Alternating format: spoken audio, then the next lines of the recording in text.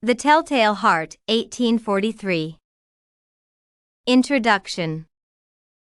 The introductory part will present The Telltale Heart, 1843, by Edgar Allan Poe, introducing the main characters, the narrator and the old man. The story opens with the unknown narrator confessing he is restless but not harebrained or insane, as some would want to think. He narrates his story by defending his sound mind, although he has murdered an innocent old man. The narrator lives with the old man, however, he claims that his supposed housemate has an evil blue eye that evokes fear in him, the narrator. At this point, the narrator is not trustworthy because he does not even understand himself. He does not know whether he is psychologically sick or he is just another murderer. Character analysis. This section tackles the main characters of the story, and as aforementioned, the narrator and the old man are the only central characters in the story. The narrator is untrustworthy, self-righteous and a rigid person who leaves no space for learning. He believes he is sane despite the fact that he kills the old man for no apparent reason. His sanctimonious overtones infringe on his trustworthiness. On the other hand, the old man is just a victim of malice or covered insanity. Plot summary. The plot summary will outline the flow of the story where once more the narrator plays the central role. As the story opens, the narrator insinuates he is insane by declaring he has a story to tell. However, the story is a defense to guard his sanity. Therefore, the events of this section will focus on the narrator as he puts forward his claims of sanity.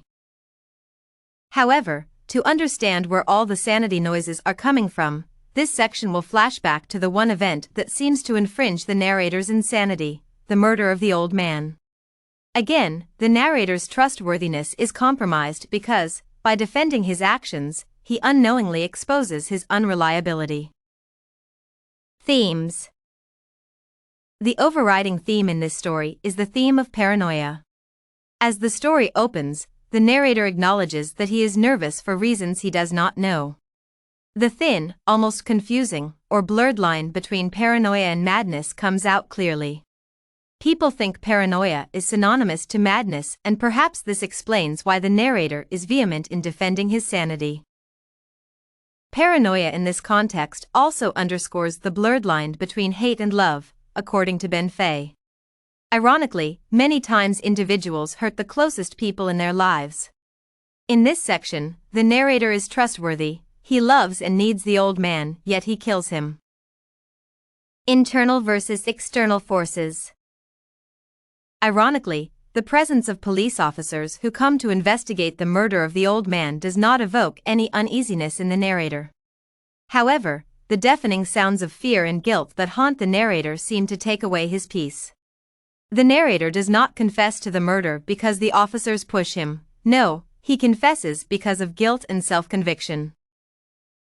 At this point, the story tries to emphasize that internal forces are stronger than external forces.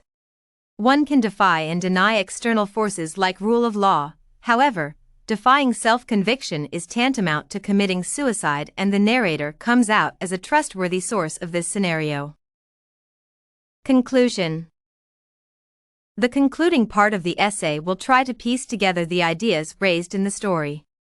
Running from the introduction through the plot summary to themes, this section will give a concise recap of the whole story.